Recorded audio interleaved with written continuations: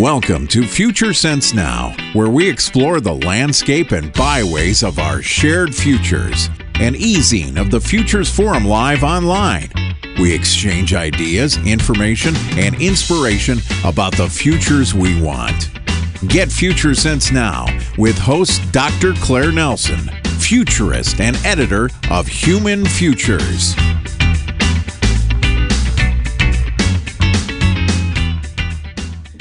Greetings and welcome to Future Sense Now, an online e-magazine of the Futures Forum.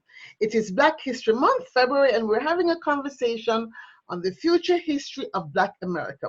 Specifically, I'd like to examine how things might emerge for Blacks in America in the year 2030 and beyond, 2040, 2050. But I'm focusing a lot on 2030 because it's considered a poll year with members of the United Nations around the world. For those of you who don't know, the UN back in the year 2015 set up Agenda 2030 with 17 goals called the Sustainable Development Goals, which are focused about helping every country in the world move their country, move their population to greater sense of flourishing. In the US, one of the things I think is most important is goal number 10, which is SDG 10, which focuses around inequality. And we know that 2030, Blacks will be, America will be a majority minority country, but Blacks will be the minority. So there's a lot of shifts being happening. Census 20 is this year, 2020 is this year. We're certainly going to see a lot of shifts happening. And so I'm delighted to have joining us Dr. Anderson, who is a data expert. But backing up, he is an active author and speaker in the areas of innovation, education, and entrepreneurship. He talks around the country on student success in STEM, yay for the engineers, science, technology, engineering, and math, and how businesses can turn their data into dollars. He is the founder of Prewitt Solutions, a technology consulting firm in Tampa, Florida, which provides cutting-edge solutions to complex business problems, and I should say organizational problems, from IT infrastructure, training, sales, everything, you name it. He's a one-stop shop for data science, and that's his area. He actually has a doctorate in material science. So I'd love to know how we shifted from material science to data science, but hey, it's all engineering, it's engineering that builds the world. So welcome. Thank you, Dr. Anderson, for joining us on the Futures Forum. How are you? I'm doing well. Thank you for having me. I appreciate it. Yeah, I'm so glad you could join us. Now, as I'm trying to push out this idea of 2030 in the Black community and really focus on the future we want to create to sort of help us get past the hump of doing over things we thought we had done before, conquering spaces we have thought we had conquered before. And when we look at the future, we look at the future of data and data science and the fact that right now we can as well say it's all data, stupid, duh. How do you think 2030 is emerging? From your perspective, looking out at 2030 and standing in that time and knowing the massive amount of data that's being crunched around the world in every minute, there are how many billions of phones, for example. How do you think data science and data is going to be, I guess, active in our lives 10 years from now? Right. So I think there's a couple things you have to unpack, even in the question, right? Right now, most of the time when people talk about data, we think about it monolithically, like data is here, big data, it's like it's one thing. I think step one is to take a step back and just the basic understanding of the fact that there's different types of data, right? Even if we just talk about from a very basic level, there's quantitative data and qualitative data. Quantitative meaning the amount, the information, and that's kind of where we're at now, right? If you look at all the different ages, right? Stone Age, Bronze Age, the Information Age. The Information Age brought with it a whole lot of data and a large quantity of data. There's more data and more information readily available now than at any point in history of the world, right? Yeah. So that being said, we're really starting to establish how to deal with the quantity side. However, it's very important that we also deal with that qualitative, that quality and quality side, which really means the context of the data, right? And so where that comes into play and why that's important, I think we're starting to see it now. And it's also what we have to kind of watch out for moving forward. So for example, when we talk about, having access to this massive amount of data, a lot of other questions kind of come with that. Who gets access to that data? Whose data is it? Where does it come from? This is where things like data privacy, cybersecurity, and all these things kind of come into play. So it's very much a hodgepodge of different really technologies where data, quote unquote, by itself isn't like off there, monolithically just on an island somewhere. And I think once we kind of first unpack and understand that and really start having that conversation that focus more on how can we really speak and look at the context of the data that we're getting and the data we're creating, then we'll have a better understanding on not only where it's going, but also on what we need to do with it to make sure we're, everybody's okay. So I think that probably in the next, I would say, 10 years, you're going to start to see a shift of people focusing more and more on not just, hey, let's get data on everything, but also what does this data mean? Because quite honestly, it's one of those things, you look at data and technology and where we're at now, regardless of who you are, you're either going to learn to use technology or you're going to get used by technology. And there's not going to be a lot in between. And I think especially when you talk about, Black people in the diaspora, we have a particular need to make sure that we are paying attention to that because it can affect us disproportionately, even as it's starting to now. And if we don't watch out, it'll be even worse come 2030 and beyond. Yeah. So I'm glad you unpacked that. So we're talking about not just of the huge, humongous quantities, but the quality of data, who owns it, who has the right to it, and the laws around it. And I kind of want to spend some time with that. So okay. There's a tension between, let's say, a society like America where market capitalism, right? And so our data has become dollars. So bits and bytes equal to dollars, basically, right? Very much so, yeah. So there's a tension between this the free market, and therefore companies and businesses and people have the rights to having data and who should own it, and then the need for government control and laws and policies as to this data. So let's talk about who owns the data. So let's talk about, for example, let's stop and talk about healthcare data. Let's start with that. So if we're moving towards an e-health system, right? Or if pharmacies are able to say, share data with, let's say, what your purchasing patterns are of drugs, etc., medicines. I mean, isn't there a potential danger if there's not a policy that's going to look specifically at the rights of each of us as a citizen to have that data not be shared? Well, short answer is yes. Absolutely, right? So I think that the biggest, misunderstanding a lot of people have when you talk about data, and really most technology, is take something like AI, artificial intelligence, right? Well, artificial intelligence is just a subset of big data, and we make it sound really cool and advanced, and it is. It's pretty, can be a pretty complex thing, but at a very basic level, we use it every day, and we don't even necessarily realize it. Like, if you ever use autocomplete on your phone or in like the Google search engine, that's an example of AI, right? AI is just basically a computer acting like or mimicking what a human would do or think like. As you kind of go down that AI rabbit hole, there's other things that come with it. You get from AI to just acting like a human to machine learning, where machines can actually learn. That's a subset.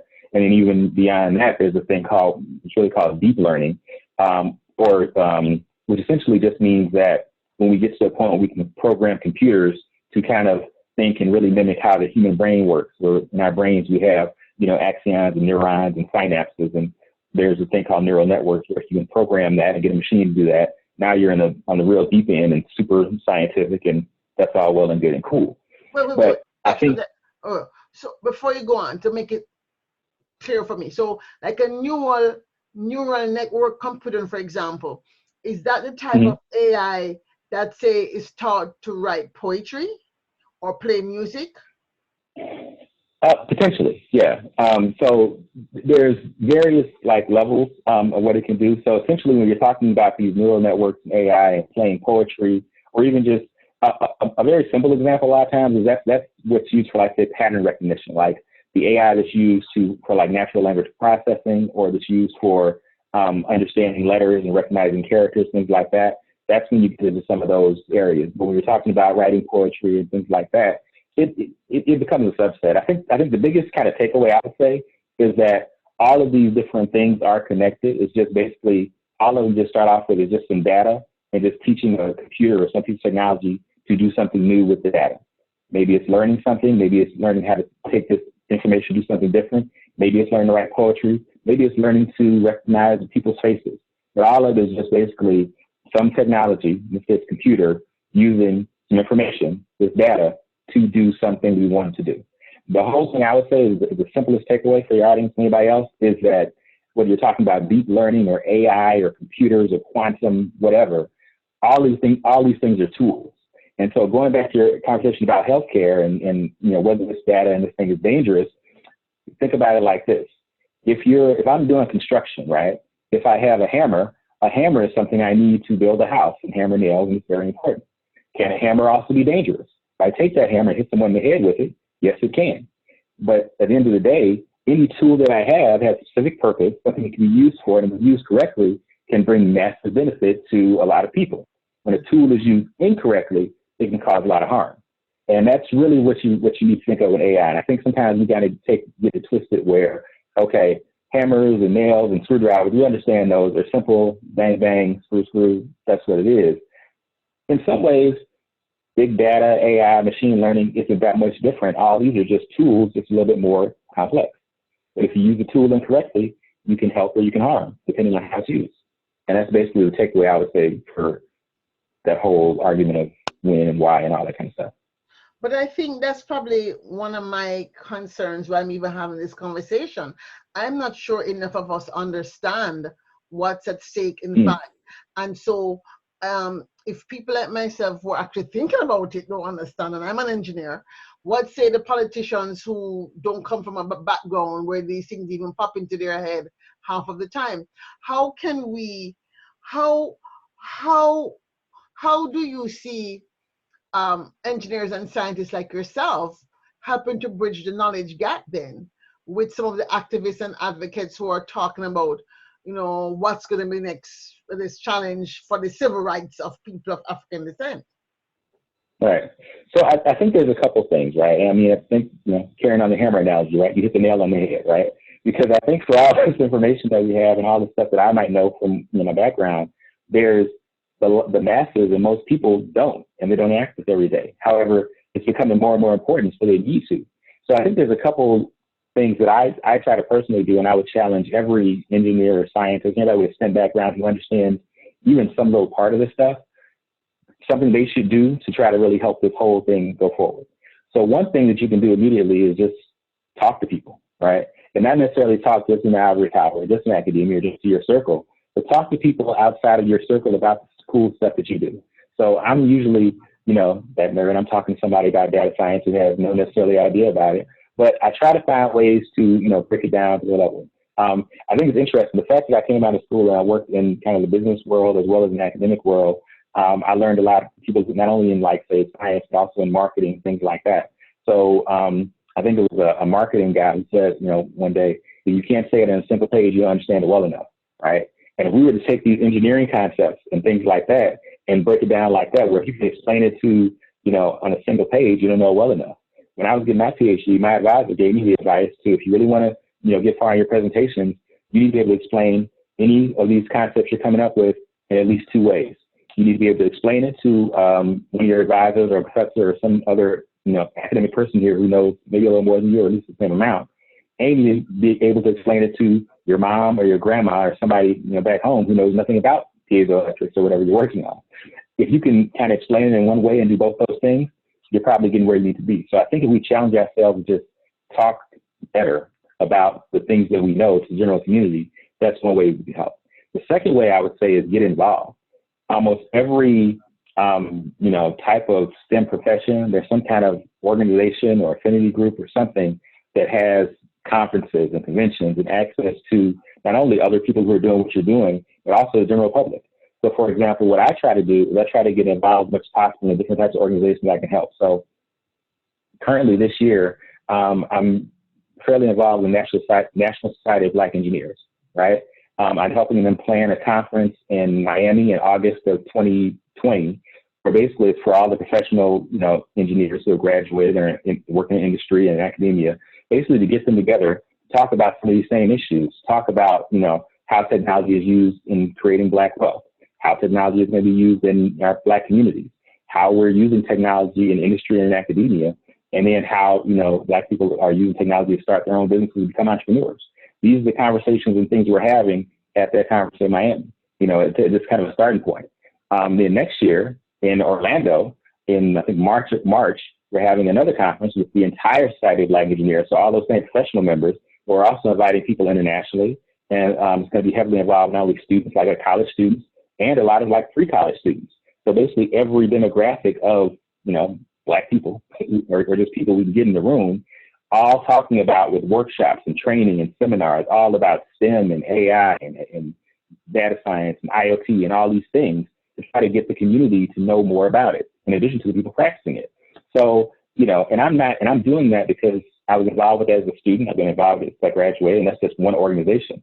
There are plenty others. That's the National Society of Black Computing, IEEE, there's Society of Science Professional Engineers, and there's a multitude of other organizations that people from throughout the diaspora can get involved with, as well as anyone who just wants to take their knowledge and understanding and share it with the greater community. And so I think if we try to get more people who know about the stuff to find more ways to share the stuff, participate, and get out there, I think we can have more people getting a basic understanding and get involved in being advocates for understanding more about this.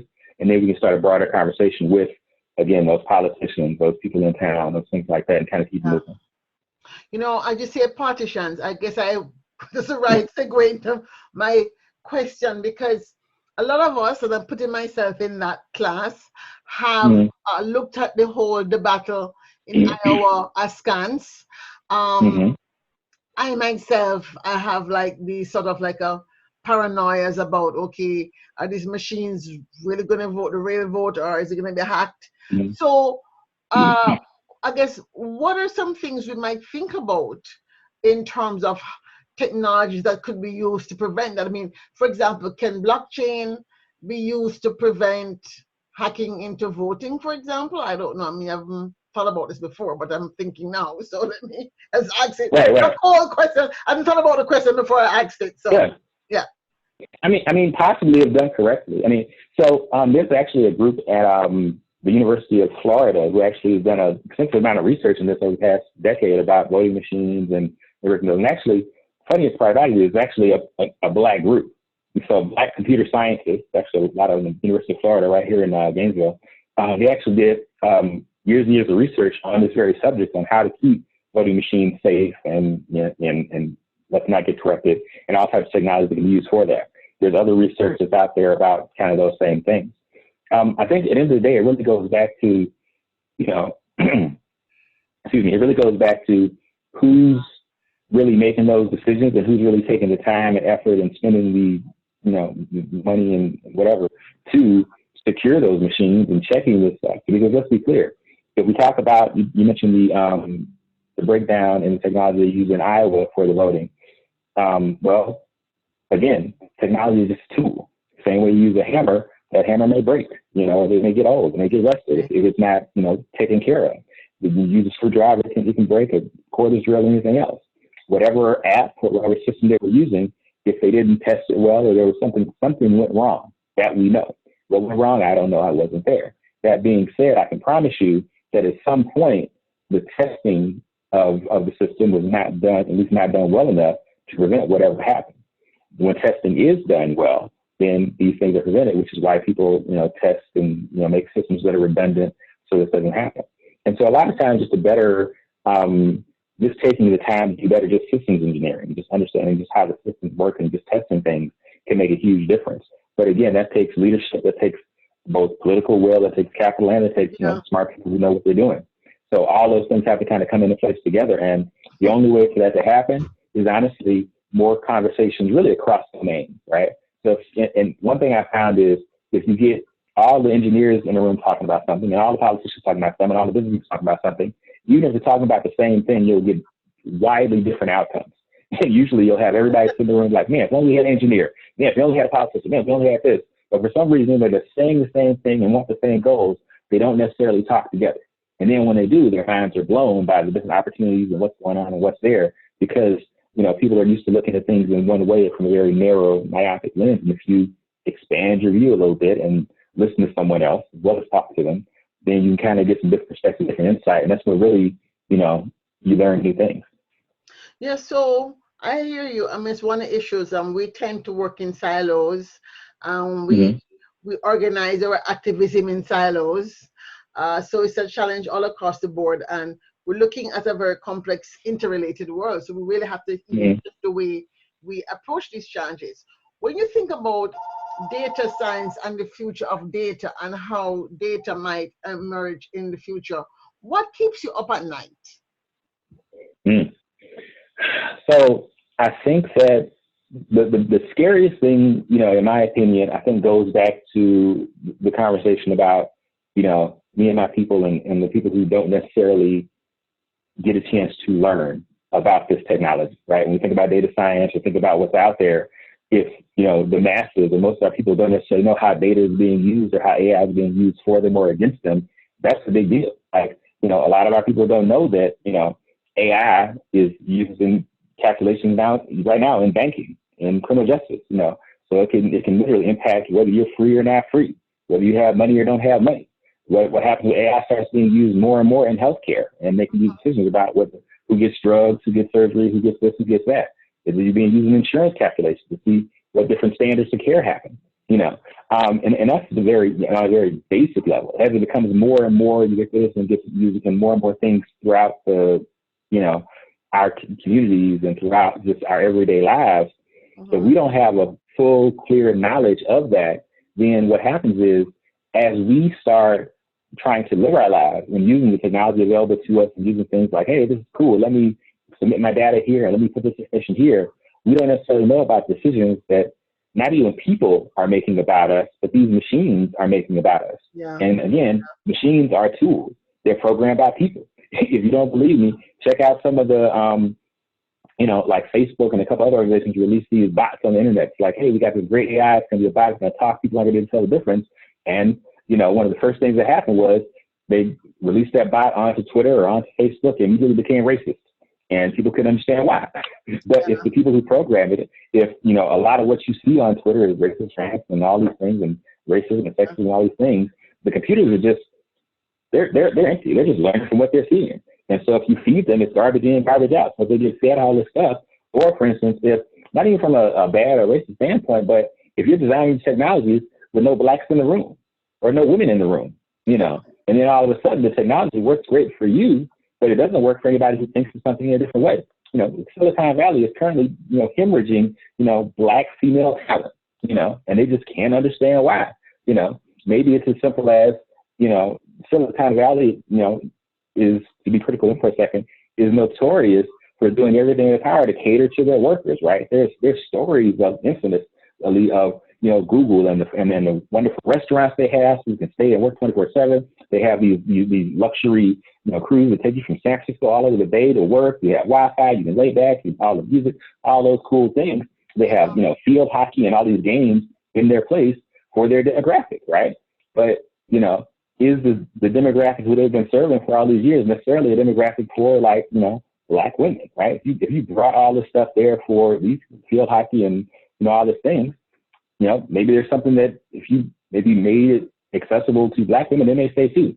Maybe it's something as simple as a, you know, place to, I don't know, you know, get your hair done or something, or just whatever, like something that would appeal to them. So it becomes something more normalized to have, hey, there's a black woman here who's doing black women stuff and is enjoying herself, versus, oh, there's a bunch of white guys and this other person, you know. And I think sometimes if we're not in the room for these conversations because we don't know we need to be in the room, that's what scares me, is the fact that, you know, do we have enough black people, you know, signing up to learn about engineering and STEM and science and AI? Do we have enough, you know, people currently in the pipeline? And not just, I think the other thing that scares me, especially now, is not even before then, is we talk about STEM and STEM education. We always look at like, getting by the third grade and you got them, that's what you got to do. And that's great. And I applaud that. What about that high school student who's done bad and realized, hey, this STEM stuff is cool? What intervention and programs do we have for them to make sure they can catch up and then still go to college and be successful? What about people who are past school, people who are retired? Because let's be clear, if you don't understand technology, you can barely pay your bills now, right? You got to have, just pay most of your stuff. So that being said, what about older people who never had any STEM access, but now need to know this stuff because they've been, a job's been automated, they don't have it anymore, they have to be retrained and retooled. What are we doing for them? And so that's the type of stuff that I try to work a lot on when I do like my STEM training or STEM education or work with schools, work with these training programs, because I understand that if we don't quickly and rapidly reskill and retool and skill up our people, we're going to be in a bad position when all this new data and technology and stuff comes around. You know what just popped into my head while you were talking and you talked about NISB and all these professional organizations. I'm wondering if you think, given you're active in a professional organization, I used to be a member of NISB actually, alumni. Come on back. Actually, I've been emailing them, but not responding to my emails about doing something about the future, because that's what I'm interested in talking about. Email me. We will get that. We'll get that taken care of. Yes. I'm ready. I'm ready. I want to know if what popped into my head as a solution, because I'm not having this conversation just to have a conversation. I'm trying to find ways in which we can shift the boundaries. Mm-hmm.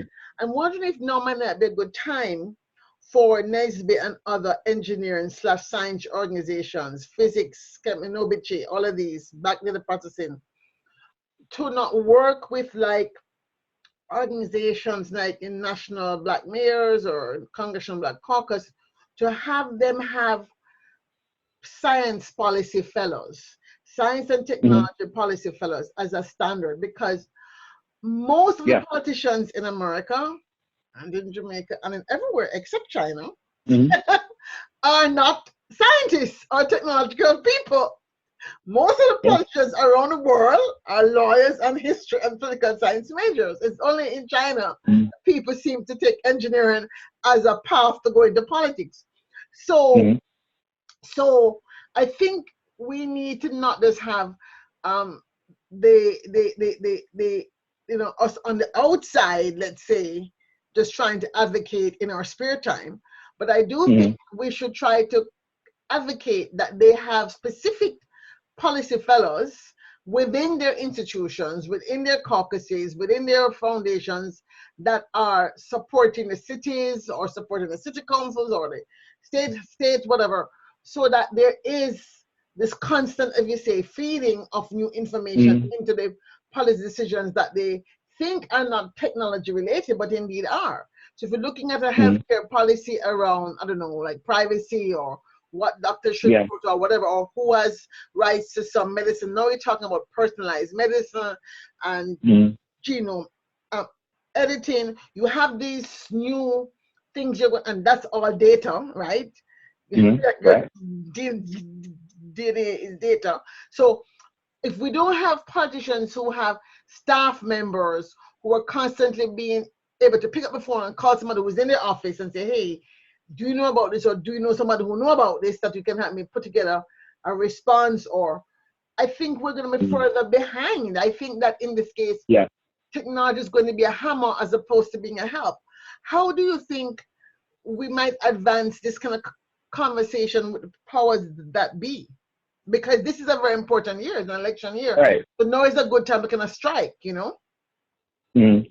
I think it's a couple things. And so number one, I can't, speak. I can just say from my perspective, being a member of NISB and working, and I know Carl Reed, who's the director. I know the chair of National Society. I know all the, a lot of people on the National Executive Board. I know people on the Professional Executive Board, and I'm literally working right now. I'm going to have a conference coming up in March. I'm going to be at that one. I'm hoping to play in a conference they're having in August, and like I said, they're doing another conference in March again. I love, to have some of those people kind of come to that conference, but also I take it a step further and say that I think that it really goes back to what I was saying before, where a lot of these conversations like you and I having are being had is just the right people not necessarily in the room. So everything you just said, hear you listen to have the same conversation. Just so happened, there's a bunch of engineers who are talking about it. You know, I'm pretty sure there have been some politicians who have a conversation. I wish it was just in science. You go and get to talk about this stuff, right? Which is interesting because I know that, for instance, the Congressional Black Caucus, they have a, you know, in sometimes in their talks, they have certain things that focus on science. I know the Backside Black Engineers, that for a fact, has a special interest group that focuses just on policy. And that's all they do is trying to figure out how to do the type of stuff you're talking about. What I think doesn't necessarily happen is the people who would be around and available to make that decision don't necessarily know about the things. And then also, too, I think sometimes there's the people who have, you know, the funding who can move that forward or make that, who aren't aware of any of the other people who are talking. And in my experience, what usually happens is you'll have the many people who are having the conversation about, man, we need somebody to spend this money to make this happen. You'll have the people who have the technology or the tools, like, man, we got all these tools, why don't we have somebody to use it? And then you have the people who are actually, either the politicians or in the community who are doing that part, who are like, man, if only we had the money and some tools to really help our community, we could make this work. And somehow those three sections aren't getting together. So in my opinion, I think that what needs to happen is sometimes it can be as simple as just, you know, going to other people's conference. Like, I'm with it. Like, I go to Congressional Black Caucus when they have it in DC. I've been to, you know, entrepreneurship conferences with Black people. I go next to other Black engineers, but I also go to educational conferences, you know, because I'm one, I just like doing that, but also too, it's the only and the best time to kind of talk to people outside of my field of expertise to find out different perspectives. I would invite, you know, and if you need, I'll send you links or whatever, people that you know who are, you know, like you, former engineers, come on back, we miss you, you know, or people who are in policy, people who are in, you know, the government, to come to a conference. I'll send the link. Come on down. Check us out in Miami. We'll be there August 12th. I'll send you all information. Come check us out in Orlando. And just let's have these conversations. If we need to have a special session or they want to, you know, get a room to just talk about this stuff, I'm willing to contact whoever I got to contact to help make that happen. But I think that that's the only way this stuff can get facilitated. And I'm, you know, I'm not just talking, I'm with it. Let me know what I got to do. We can make it happen. Like, I'm here for it. Well, I really like that you have a let's do it attitude. So I guess this question is a no-brainer. If I say to you, are you optimistic, pessimistic, or neutralistic about creating the future we want? Neutralistic is my word I made up. Right. Well, I think it's a good word, you know, but I mean, I don't, I mean, I feel like you got to be optimistic, right? Because if you're not optimistic, what's the point, right? Like, everybody who says, let's do it. If everybody who says, let's do it, I think is probably an optimist. Yeah.